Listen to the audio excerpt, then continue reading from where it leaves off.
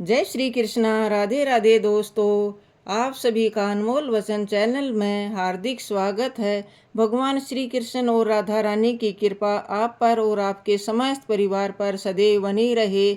आज लेकर आए हैं एक बहुत ही अच्छी प्रेम कहानी। ये कहानी है धोबी की बेटी और जिद्दी राजकुमार की। एक धोबी की बेटी और उसकी 4 शर्त। सुंदरगढ़ राज्य में एक न्यायप्रिय और दयालु बादशाह का शासन था, जिससे वहाँ के लोग सुखी और संतुष्ट थे। उसकी हुकूमत में अमन चैन था। शेर और बकरी एक घाट से पानी पीते थे। इस बादशाह का सिर्फ एक ही बेटा था। वैसे तो बहुत समझदार था, लेकिन वह बहुत जिद्दी था। वह जिस जिद पर अड़ जाता तो फिर उस बात को मनवा कर ही दम लेता था। एक दिन शहजादा अपने साथियों के साथ शिकार के लिए घर से निकला। वहां उसे बहुत प्यास लगी तो वह इधर उधर देखने लगा। करीब ही उसे एक बस्ती उसको नजर आई तो उसने अपने घोड़े का रुख उस तरफ मोड़ लिया। वहां जाकर उसे मालूम हुआ कि ये धोबियों की बस्ती है, जहां कपड़े धोए जाते हैं। वहां के मकानों का जायजा लेते हुए शहजादे की नजर अचानक एक मकान की छत पर टिक गई। वहां एक लड़की अपने गीले बाल सुखा रही थी। शहजादे ने उसे देखा तो देखता ही रह गया। उसने आज तक इतनी खूबसूरत लड़की नहीं देखी थी, इतना हुस्न ना देखा था। उसे ऐसा लगा कि आसमान से कोई अप्सरा उतर कर उसके सामने खड़ी है। अचानक उस लड़की की नजर जैसे ही शहजादे पर पड़ी तो वह भी सिर पर दुपट्टा लेते हुए वहां से चली गई। शहजादे को एक धोबी की बेटी की इस हरकत पर बहुत गुस्सा आया। उसी वक्त शहजादे ने साथी भी वहां आ गए पहुंचे और महल की तरफ रवाना हो गए। शहजादा वापिस तो आ गया, लेकिन अपनी जिद की वजह से वह आते ही औंधे मुंह लेट गया और जिद करने लगा कि शादी करेगा तो उसी लड़की से करेगा, वरना नहीं करेगा। जब बादशाह तक ये बात पहुंची तो उसने शहजादे की तरफ देखा और कहने लगा, तुम्हारा दिमाग तो खराब नहीं हो गया है? एक धोबी की बेटी बादशाह की बहू बनेगी? तो शहजादा कहने लगा, मैं इन बातों को नहीं मानता। मैं शादी करूंगा तो इसी से करूंगा। बादशाह आज तक शहजादे की हर जिद को मानता आया था, मगर ये मामला कुछ अलग था। बादशाह को अपनी सियासत और इज्जत का भी ख्याल था। कई दिन तक यह बहस इसी तरह जारी रही और आखिरकार बादशाह ने अपने बेटे के हाथों मजबूर होकर धोबी के घर पैगाम भेज दिया। बादशाह उनसे बात करना चाहते हैं। वह वक्त निकालकर मेहमानों और वजीर के मशवरे लेने के लिए आए हैं। वहाँ एक वजीर बहुत समझदार था। वह कहने लगा, बादशाह सलामत। छोटा मुंह बड़ी बात। शहजादे की बहुत सी बीवियां होती हैं, वह भी किसी कोने में पड़ी रहेगी। इस वक्त आपका रोकना मुश्किल है। लड़का जवान खून है, कुछ भी कर सकता है। बादशाह को यह बात समझ आ गई। उसने सोचा कि कुछ दिनों तक धोबी की बेटी के साथ रहेगा तो उसकी का दिमाग ठिकाने आ जाएगा। दूसरी तरफ धोबी के घर भी पैगाम पहुंचा तो धोबी और धोबन यह सुनकर कांपने लगे। हमसे क्या गलती हो गई जो बादशाह ने हमें अपने दरबार बुलाया है? वह डरते डरते कांपते कांपते बादशाह के सामने हाजिर हुए। बादशाह ने कहा, हम आपकी बेटी का रिश्ता चाहिए, क्योंकि हमारा शहजादा आपकी बेटी के लिए जिद कर बैठा है। धोबी कुछ देर सोचता रहा और फिर कहने लगा, हम ये बात अपनी बेटी से पूछकर आपको बताएंगे। बादशाह को बहुत गुस्सा आया कि एक धोबी और उसकी ये जुर्रत कि वह मुझे इस तरह अपनी बेटी का नाम देकर टाले, लेकिन वह खामोश रहा। बादशाह कहने लगा, ठीक है, अपनी बेटी से सलाह मशवरा कर लेना, लेकिन हमें ना सुनने की आदत नहीं है, वरना तुम दोनों अपनी जान से हाथ धो बैठोगे। धोबी और उसकी बीवी घर वापिस आए और अपनी बेटी से सलाह मशवरा किया। धोबी की बेटी कहने लगी, मुझे मंजूर है। मैं नहीं चाहती कि आपकी जान मेरी वजह से किसी खतरे में पड़े, लेकिन मेरी 4 शर्त हैं। अगर शहजादा मान लेता है तो मैं उससे शादी करने के लिए तैयार हूँ। धोबी और उसकी बीवी ने अपनी बेटी से पूछा, आखिर तुम्हारी शर्तें क्या हैं? तुम एक धोबी की बेटी हो, इस तरह शहजादे के सामने शर्त रखना महंगा पड़ सकता है। लेकिन लड़की कहने लगी, हम यह शर्त सिर्फ शहजादे को ही बताएंगे। अगर उन्हें ये बात मंजूर है तो आकर हमसे मिल ले और शर्तें सुन ले। अगर उन्हें अच्छी लगे तो हम शादी के लिए तैयार हैं, वरना हमारी तरफ से नहीं। दूसरे दिन धोबी और उसकी बीवी फिर से बादशाह के पास गए और अपनी बेटी का पैगाम पहुंचा दिया। बादशाह ने फौरन शहजादे को बताया और कहा, आपकी होने वाली शहजादी तो अभी से शर्त लगा रही है, क्या आप ये शर्तें सुनना मंजूर करेंगे?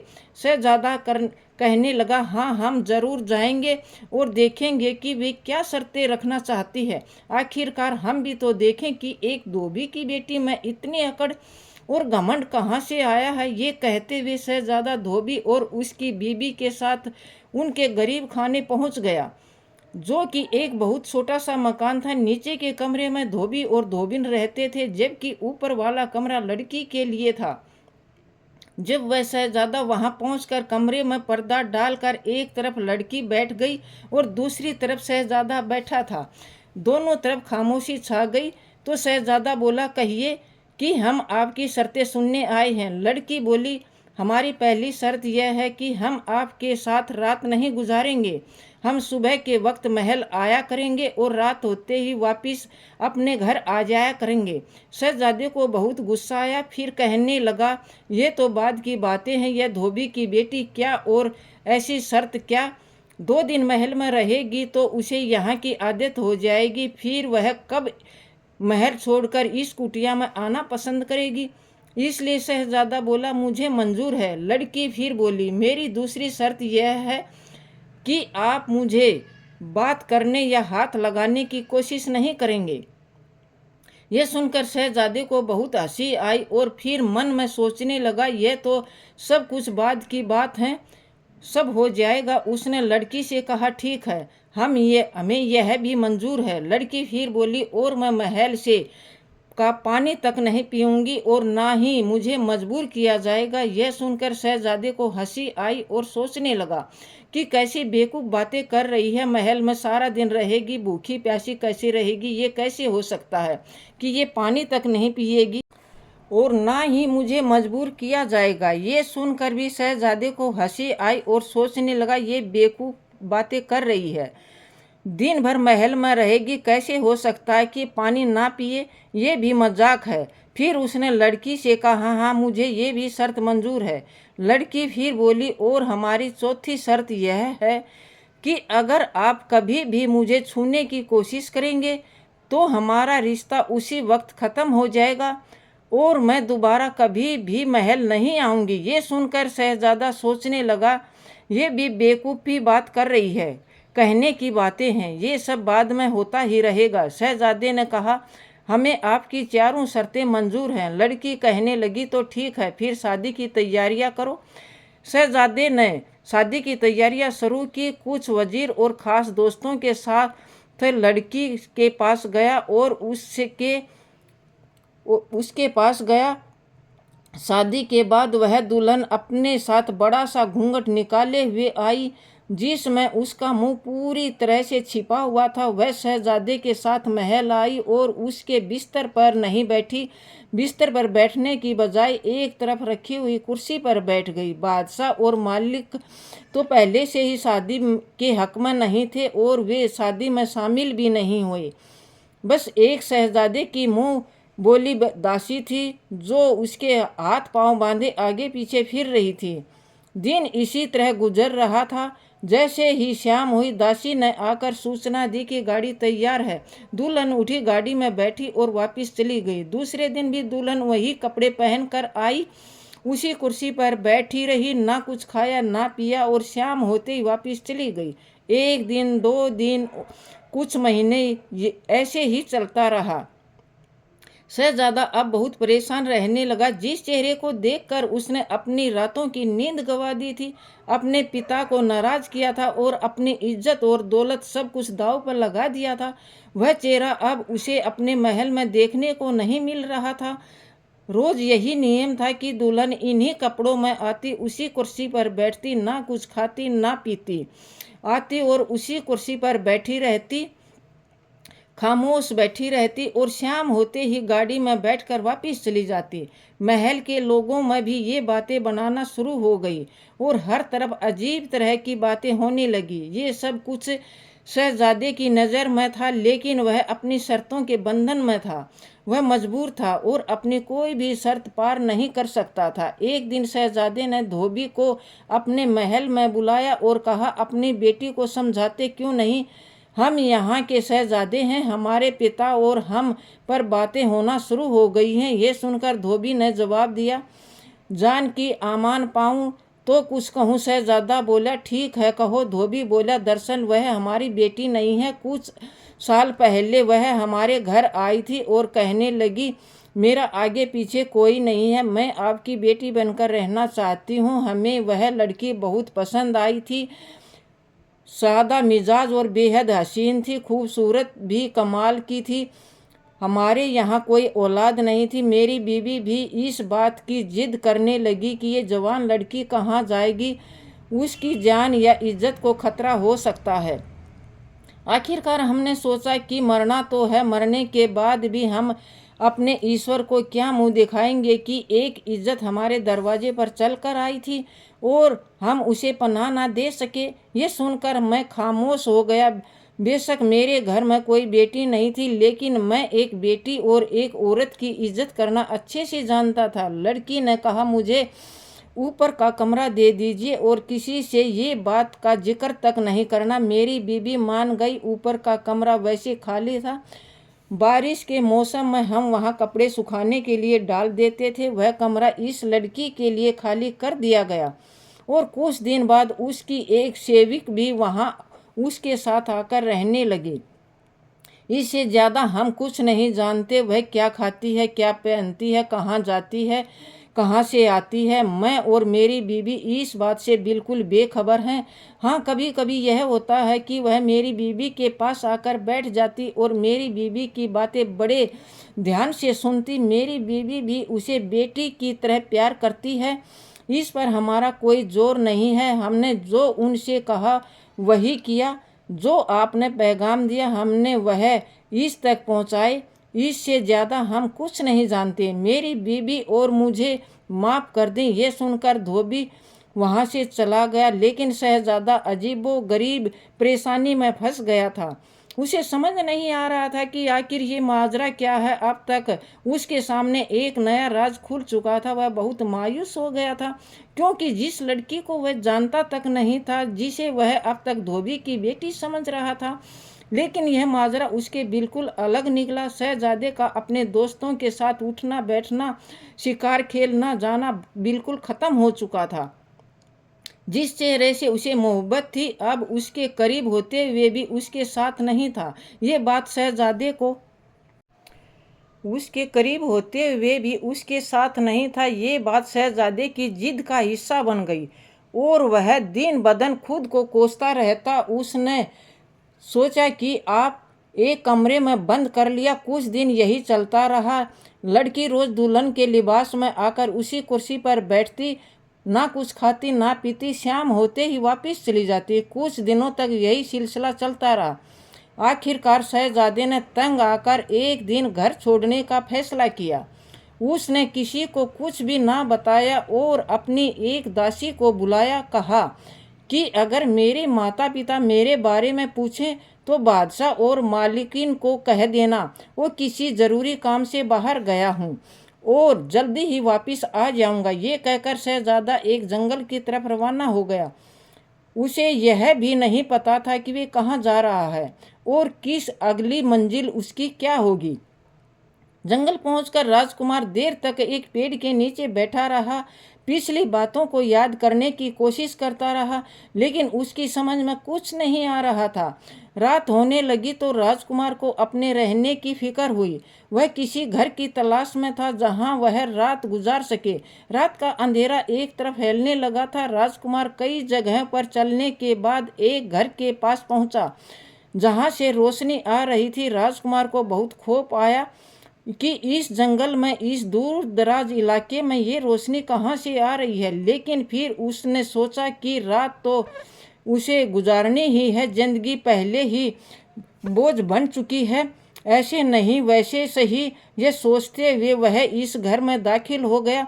अंदर जाकर राजकुमार ने देखा कि एक बुजुर्ग आदमी वहां मौजूद था, जिसके चेहरे से रोशनी फैल रही थी और वह अपनी इजाबत में मशगूल थे। राजकुमार उसी जगह बैठ गया और रात गुजार दी। जैसे ही सुबह हुई, राजकुमार जाग गया और अपने इर्द गिर्द का जायजा लेने लगा। बुजुर्ग अपनी पूजा पाठ में लगन था।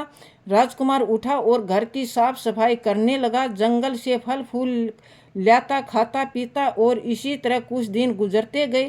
कुछ दिन बाद बुजुर्ग अपनी आंखें खोली और राजकुमार को बहुत गौर से देखा और कहा, तुम यहाँ क्या कर रहे हो? तुम तो राजा के बेटे हो, यहाँ क्यों आए हो? ऐसी कौन सी मजबूरी है जिसने तुम्हें देश परदेश होने में मजबूर कर दिया? यह सुनते ही राजकुमार की आंखों में आंसू आ गए और उसने अपनी पूरी दास्तां सुना डाली। बूढ़े आदमी ने कहा, मैं तुम्हें थोड़ी सी राख देता हूँ। जब तुम इस राख को अपने माथे पर लगा लोगे तो किसी को नजर नहीं आओगे। हो सकता है कि इस तरह तुम्हारा मसला हल हो जाए। तुम यह जान सकोगे कि वह लड़की कौन है, कहाँ से आई है, कहाँ जाती है, क्या खाती है, क्या पीती है। लेकिन ख्याल रहे कि इस बात की खबर किसी को ना लगे। लेकिन ख्याल रहे इस बात का जिक्र कि तुम्हें किसी से भी नहीं करना। राजकुमार ने कहा, मुझे मंजूर है। राजकुमार ने बुजुर्ग से वह राख ली और अपने महल वापस आ गया। जब वह महल वापस आया तो दासी ने उसका स्वागत किया और पूछा, आप इतने दिन कहाँ थे? राजा और रानी भी आपके बारे में बार बार पूछते थे, तो मैंने उन्हें बता दिया था कि आप जरूरी काम से बाहर गए हैं। राजकुमार की नज़र उस लड़की पर पड़ी। वह वैसे ही दुल्हन के कपड़ों में उसी कुर्सी पर बैठी थी। राजकुमार ने पूछा कि क्या मेरे पीछे से ये रोज आती थी और शाम को वापस चली जाती थी और महल से कुछ नहीं खाती पीती थी? दासी ने जवाब दिया, जी हाँ राजकुमार, बिल्कुल ऐसा ही था। आपके पीछे भी यही सब चलता रहा जो आपके सामने है। राजकुमार ने कहा, ठीक है, अभी मैं बहुत थका हुआ हूँ, मैं सोना चाहता हूँ, लेकिन जब शाम को इस लड़की के जाने का वक्त हो जाए तो मुझे जगा देना। दासी ने कहा कि ऐसा ही होगा। शाम को दासी ने राजकुमार को जगा दिया। राजकुमार ने राख अपने माथे पर लगाई और वहां से निकल गया। सुबह से पहले राजकुमार वापस आ गया और दासी से कहा, मैं सोने जा रहा हूँ। जैसे ही वह लड़की इस कुर्सी पर आकर बैठे तो तुम मुझे जगा देना और कहना कि तुम जागो। जागते क्यों नहीं? अगर मैं ना जागूं तो मुझे तुम जोर देकर कहना और फिर मेरे देर से जागने की वजह का पता करना। अगर मैं ना बताऊं तो भी तुम मुझ पर जोर देना और मुझसे अपनी बात मनवाना। दासी समझ गई कि राजकुमार अब अपनी जिद पर अड़ा है और वह इस लड़की को सीधा करने के लिए कोई ना कोई तरीका तलाश रहा है। कुछ देर बाद वह लड़की आई और कुर्सी पर बैठ गई। दासी ने जब देखा कि लड़की कुर्सी पर बैठ चुकी है तो वह राजकुमार की तरफ दौड़ी। राजकुमार को उठाने की कोशिश की तो राजकुमार गुस्से से बोला, तुम्हें क्या हो गया है? हम इतने अच्छे सपने देख रहे थे, तुमने हमें जगाकर हमारा सपना और नींद खराब कर दी। दासी ने कहा, राजकुमार आप क्या सपना देख रहे थे? राजकुमार बोलो, छोड़ो, मैं नहीं बताना चाहता। मगर दासी ने जिद की, नहीं नहीं, आप मुझे बताइए कि आप क्या सपना देख रहे थे। राजकुमार कुछ देर टोल मटोल करता रहा, फिर बोला, ठीक है, अगर तुम जिद करती हो तो मैं बता ही देता हूँ, लेकिन ये बात राजा और रानी तक नहीं पहुँचनी चाहिए, ये हमारे बीच रहनी चाहिए। दासी ने सिर हिलाकर कहा, ठीक है, ये बात हम दोनों में ही रहेगी। राजकुमार बोला, मैं सपना देख रहा था जब वह धोबी की लड़की कल रात गाड़ी में बैठकर वापस जा रही थी तो हम भी इसके साथ गाड़ी में बैठ गए। ये सुनकर दासी हंसने लगी और कहा, क्या कहते हो आप? और इसके साथ गाड़ी में बैठ गए? राजकुमार बोला, यह तो हमारा सपना ही था, हम हकीकत की बात तो नहीं कहते। दासी बोली, अच्छा, मैं भूल गई थी, आपने फिर क्या देखा? राजकुमार ने कहा, हम इसके साथ गाड़ी में बैठकर इसके घर तक पहुँचे और वहाँ हमने देखा कि वह हमेशा जिन कपड़ों में यहाँ आती है उसने वे कपड़े उतार दिए और अपनी सेविका को आवाज़ देकर कहा कि गर्म पानी तैयार करो, हम नहाना चाहते हैं। दासी हंसी और कहा, क्या बात करते हैं आप, इसके पीछे चले गए? राजकुमार बोला, हमने कहा ना, हम सपना देख रहे हैं, ये कोई हकीकत नहीं है। दासी ने कहा, अच्छा ठीक है, आपने फिर क्या देखा? राजकुमार बोला, हमने देखा कि नहाते हुए बहुत खूबसूरत लग रही थी और जब वह पानी एक डिब्बा अपने ऊपर डालती तो हम 2 डिब्बे अपने ऊपर डाल लेते। जब उसका पानी खत्म हो गया तो उसने चीख कर सेविका को बुलाया और कहा, आज पानी बहुत कम रखा है। सेविका ने कहा, पानी तो हमने पूरा रखा था, लेकिन अगर आप चाहे तो हमें और ला देते हैं। सेविका ने ज़्यादा पानी ला कर दिया और वह पानी भी हमने ख़त्म कर दिया। इस तरह वह नहाकर बाहर निकली और बोली, हमें भूख लगी है, खाना ले आओ। उसकी सेविका बाहर गई और आसमान की तरफ दोनों हाथ ऊपर किए और हमने बेहद खूबसूरत एक थाल आसमान से उतरते हुए देखा। सेविका ने कहा, कुछ खाना आपके लिए रखा और बाकी खाना उसे दे दिया। हमें भी बहुत भूख लगी थी और हमने उसके साथ खाना खाया, लेकिन उसकी भूख खत्म नहीं हुई और खाना खत्म हो गया। उसने फिर से सेविका को बुलाया और कहा, क्या हो गया, आज पानी भी कम था और खाना भी कम है। सेविका ने कहा, पानी तो पहले जितना ही था और खाना भी पूरा था। सेविका ने कहा, कहीं आज आप राजकुमार से बात की है या कोई ऐसी बात हुई है कि आप अपने होश खो बैठी हैं? ये सुनकर उसने सेविका को बहुत डांटा और कहा, तुम जानती हो हम किस वजह से मजबूर हैं? इस तरह हमारा मजाक न उड़ाओ, हम किसी को कुछ नहीं समझते। दासी बोली, अच्छा इसके बाद क्या हुआ?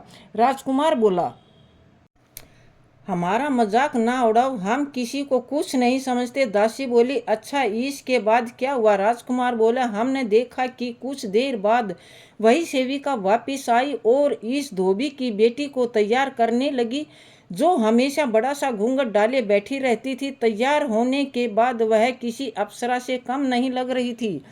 इस कदर हसीन और खूबसूरत लड़की को तो हम देखकर अपना होश ही खो बैठे। फिर यह तैयार होने के बाद छत के ऊपर जाकर खड़ी हो गई। वहां से एक उड़न खटोला आया, यह उसमें सवार हुई। हम हैरत से देखने लगे क्योंकि हम पूरा मसला जानना चाहते थे। हमने भी उस उड़न खटोले को पकड़ लिया। उड़न खटोला सितारों के बीच से होता हुआ एक जगह रुका जहाँ पर बेहद खूबसूरत परियां थी।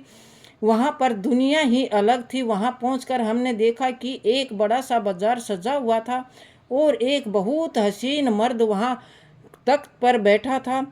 उसके सामने सभी परियां बारी बारी से आकर नाच दिखा रही थी और उपहार ले रही थी। लड़की के वहाँ पहुँचते ही सभी परियों ने उसके सामने झुककर सलाम किया। जैसे ही वह उड़न खटोले को पकड़ लिया, उड़न खटोला सितारों के बीच होता हुआ एक जगह रुका जहाँ पर बेहद खूबसूरत परियां थी। वहाँ की दुनिया ही अलग थी। वहाँ पहुंचकर हमने देखा कि एक बड़ा सा बाजार सजा हुआ था और एक बहुत हसीन मर्द वहाँ तख्त पर बैठा था। उसके सामने सभी परियां बारी बारी से आकर नाच दिखा रही थी और उपहार ले रही थी। लड़की के वहाँ पहुँचते ही सब परियों ने उसे सिर झुकाकर सलाम किया, जैसे यह उनकी रानी हो। उसे देखकर वहाँ पर बैठे एक शख्स की आंखों में चमक आ गई और वह कहने लगा, अब तुम्हारी बारी है, तुम टाइम पर ही पहुँची हो। फिर उसने भी नाचना शुरू कर दिया। उसे नाचता देखकर वह शख्स की आंखों में चमक आ गई और उसने बहुत कीमती अंगूठी अपने हाथ से निकाली और उसे थमा दी। यह नाचने में इतनी मशहूर थी कि उसने वह अंगूठी डोली की तरफ फेंक दी। डोली ने वह अंगूठी उठाकर अपने पास संभाल कर रख ली। मैं भी वहीं मौजूद था, लेकिन मैं किसी को नज़र नहीं आ रहा था। वह अंगूठी मैंने निकाल ली और अपने पास रख ली। कुछ देर यह आराम करती रही और फिर उस आदमी के कहने पर इसने दोबारा से नाचना शुरू किया। इस बार भी वह आदमी बहुत खुश हुआ और उसने एक कीमती रेशमी रुमाल उसकी तरफ फेंका। उसने वह रुमाल उठाया, सबको दिखाया और फिर से डोली की तरफ फेंक दिया। वह रुमाल भी उठाकर मैंने अपने पास रख लिया। दासी बहुत गौर से ये सब बातें सुन रही थी और पास बैठी लड़की का घूंघट कुछ सरकना शुरू हो गया। राजकुमार ने नजरें चुराकर लड़की की तरफ देखा। उसका घूंघट जरा सरकना शुरू हो गया था, लेकिन राजकुमार और दासी ने यह जाहिर किया कि उसकी मौजूदगी में बेखबर है और अपनी बातों में मसरूफ है। दासी कहने लगी, अच्छा वह अंगूठी और रुमाल मुझे दिखाइए। राजकुमार कहने लगा, तुम कैसी बातें करती हो, यह तो सब सपना था। जैसे ही दासी ने राजकुमार की जेब में हाथ डाला तो उसे रुमाल और अंगूठी मिल गई। दासी कहने लगी, कहीं वह रुमाल और अंगूठी ये तो नहीं। यह देखकर राजकुमार बोला, अरे वह, मुझे यकीन नहीं हो रहा कि सपने की बातें भी हकीकत हो जाती हैं। यही तो है वही अंगूठी, यही है वही रुमाल। लड़की पूरी तरह से इन दोनों की तरफ घूम गई थी और बहुत ही दिलचस्पी से उनका किस्सा सुन रही थी। दासी बोली, अच्छा फिर क्या हुआ, आप वापिस कैसे आए? राजकुमार बोले, यह तो सपना था, बस फिर तुमने मुझे जगा दिया। दासी बोली, ऐसा कैसे हो सकता है? अधूरा सपना आप कैसे देख सकते हैं? आप मुझे बताइए ना, फिर क्या हुआ? बहुत देर तक जिद करने के बाद राजकुमार ने फिर से कहना शुरू किया। कुछ देर आराम करने के बाद फिर से एक जश्न का माहौल बन गया। बहुत सी परियों के नाच के बाद फिर से उसकी बारी आई। यह फिर से ढोल की आवाज़ पर नाचने लगी और वह शख्स फिर से बहुत खुश हुआ।